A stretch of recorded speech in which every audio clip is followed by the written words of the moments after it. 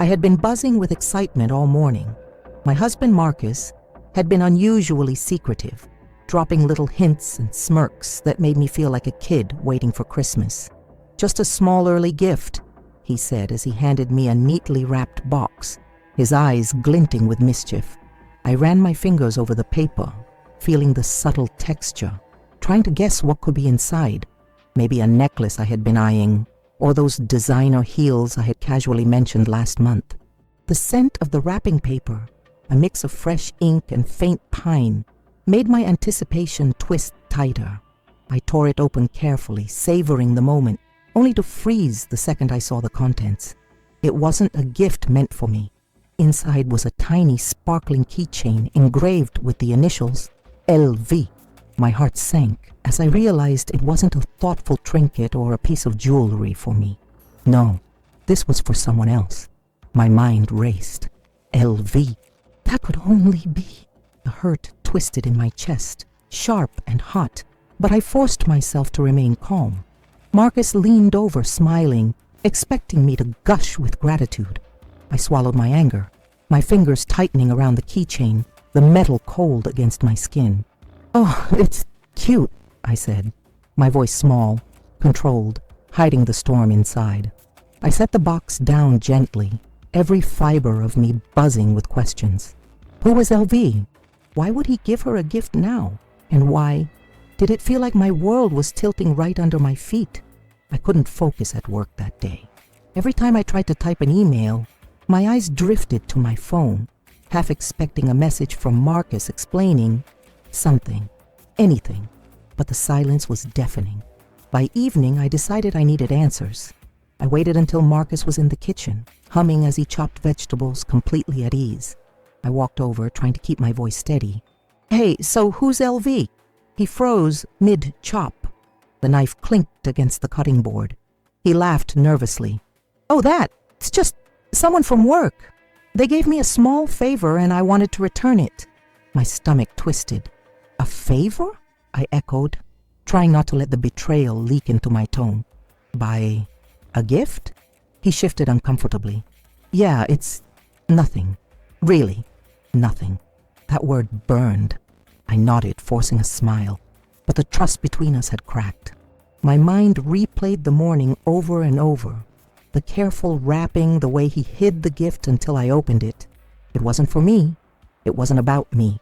That night, I couldn't sleep. I kept thinking about the initials, the tiny keychain, and what it symbolized. My house felt suddenly smaller, colder, like the air itself was judging me for loving someone who could do this in plain sight. I realized then that this wasn't just about a gift. It was about respect, about honesty, and right now, I had none. The next morning, I didn't speak a word to Marcus. I couldn't. Not yet. Instead, I did what I always did when my mind raced. I observed. I watched him move around the house, making coffee, flipping through the mail, completely unaware of the storm brewing behind my eyes. I noticed his phone vibrate. His face lit up when he read the message, the same way it had when he gave me that gift. My chest tightened. I needed to see. I needed proof. Later, when he stepped into the shower, I grabbed his phone from the counter, my hands trembling. A quick swipe, a subtle glance, and there it was. LV. Text after text, laughing emojis, inside jokes I didn't know existed. Not just a colleague, not just a friend, someone he had built a private world with right under my nose. I felt the heat rise in my throat, but I didn't yell. Not yet. Instead, I sat down, staring at the screen, feeling something I hadn't expected. Clarity. The gift, the secrecy, the stolen moments, they weren't about me. They were about him hiding, protecting himself. But what about me? I knew I had a choice. I could scream, demand answers, or I could plan. The thought of calmly exposing the truth, of reclaiming my dignity, made my pulse race. I realized something in that quiet kitchen, staring at his phone. I wasn't going to be a bystander in my own life. The real reckoning hadn't started yet, but it was coming. That weekend, Marcus suggested we attend a neighborhood charity gala. I agreed, smiling on the surface. But inside, my mind was sharpening. This would be the perfect place to watch him, to see the cracks he tried to hide. The hall was glittering with chandeliers, the scent of perfume and fresh flowers heavy in the air. Couples laughed, glasses clinked, and the music pulsed through my chest. I walked beside Marcus, my hand brushing his, but my thoughts were elsewhere. Then I saw her, LV. She was laughing with a group of men near the buffet, a sparkling dress catching the light, a presence that demanded attention. My pulse jumped, but I forced myself to breathe. I would not act out. I would observe. Marcus spotted her too. His smile faltered for just a second, the subtle shift almost imperceptible, but I saw it, that tiny break in his mask. My mind raced. I could confront him here, now, in front of everyone, or I could wait, make it undeniable. I chose to wait. Quietly, I slipped away under the guise of checking the restroom. I returned moments later with a small, elegant box in my purse. Inside, a delicate note I had written, not accusatory but revealing, meant to confront the truth without a word. As Marcus laughed beside her, I slid the box onto the table where she was. Her curiosity won over her caution, and she opened it. Her face went pale, her laughter stuttering as she read the words I had carefully penned, words that revealed everything, the secrecy, the gift, the truth I had uncovered. Marcus looked at her, then at me, realization dawning. I didn't need to speak. The silence in the room was louder than any argument could have been. The room felt like it had frozen. Conversations died mid-laugh. Glasses stopped clinking, and all eyes were on Marcus, on LV, and finally on me. I stayed calm, my heartbeat steady. Though inside I felt fire roaring. LV's face went pale, her fingers trembling as she held the note. Marcus opened his mouth, stammering, but no words could untangle the truth I had just laid bare. I watched his eyes dart between us, shame slowly replacing his earlier confidence. I didn't need to say anything. The message was clear. I knew, I had seen, I had proof, and I wasn't going to let this slide quietly. LV finally looked up at me, her expression a mix of embarrassment and guilt. She mumbled something incoherent, but it was too late. Her charm, her laughter, her little inside jokes, they all dissolved in the room's heavy silence. I turned to Marcus, my voice calm but firm. We need to talk, privately. The room seemed to exhale around us as people returned to their conversations, leaving us in a bubble of tension. As we stepped away, I felt a strange mix of triumph and heartbreak.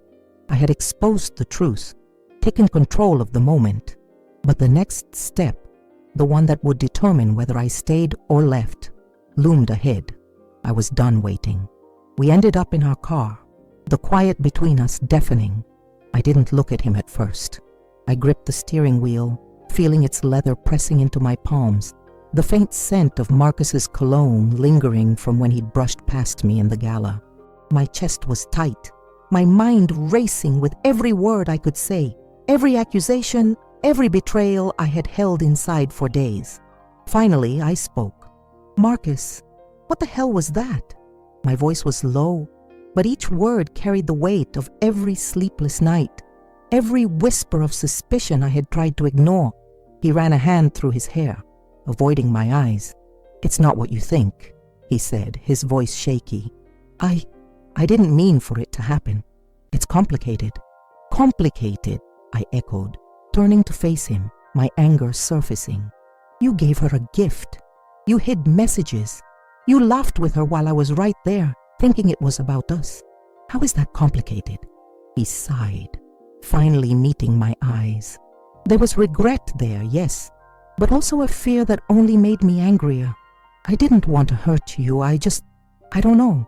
It started as nothing, just some work thing, but it grew. I messed up." My stomach churned. "You messed up?" I said, letting the words roll over him like stones. "You betrayed me. Every secret, every little lie. It's not just a mistake, Marcus. You made a choice." He opened his mouth again, but I held up a hand. "No more excuses. I need to understand why. I need the truth, everything, and I need it now." If you can't give me that, then I know what I have to do next. He swallowed hard, his eyes glistening. It's because I felt invisible sometimes.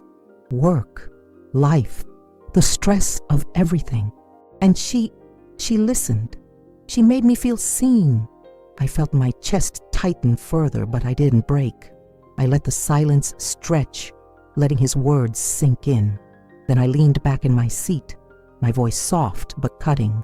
You didn't need to look outside our marriage for that. You chose her over me in that moment, and now you need to earn back everything you've taken. He nodded, voice barely above a whisper. I'll do anything, I swear. I studied him for a long moment. Part of me wanted to believe him, wanted to forgive and move forward, but another part of me seethed, knowing trust wasn't rebuilt in words alone. I closed my eyes, taking a deep breath, feeling the leather of the seat, the faint hum of the engine, the night air brushing against my skin through the cracked window. I had the power now. I had made him see the consequences of his choices, and I wasn't done. The next few days were a blur of tension and careful observation. Marcus tried, awkwardly, desperately, to act normal.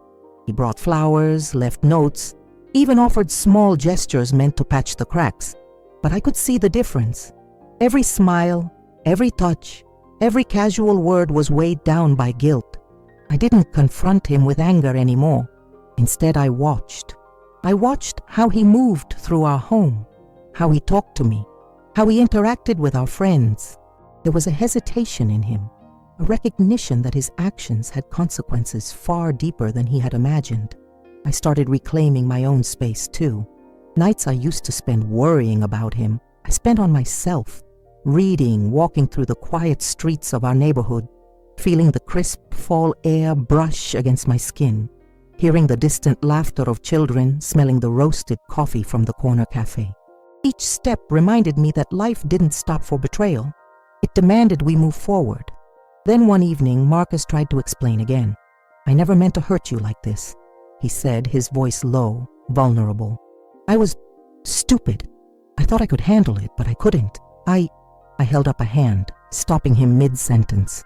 I don't need excuses. I need action. I need to see you choosing me, not just saying it. Over the following week, small but consistent efforts began to show. He listened. He admitted his mistakes without prompting.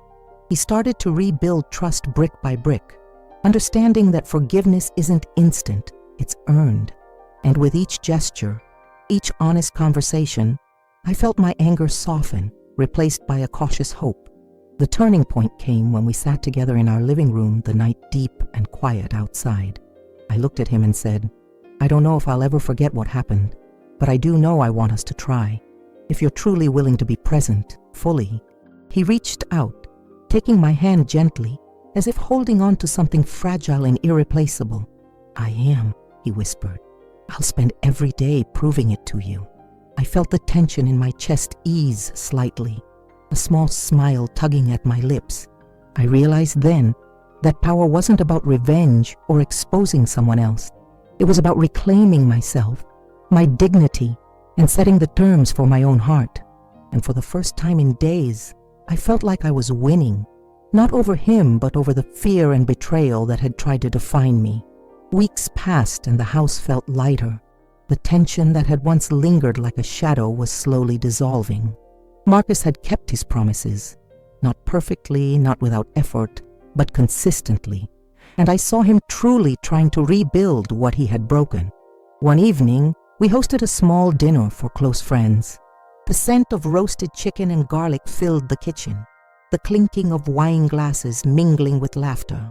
I moved through the room with ease. Noticing the little ways Marcus included me made me feel seen, acknowledged. I realized that the hurt hadn't disappeared, but it had shifted.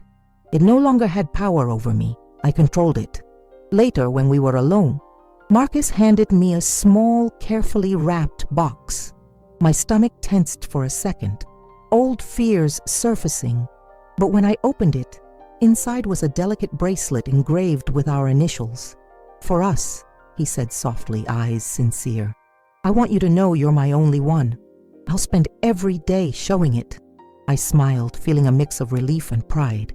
I had seen the betrayal, faced the hurt, and come out stronger.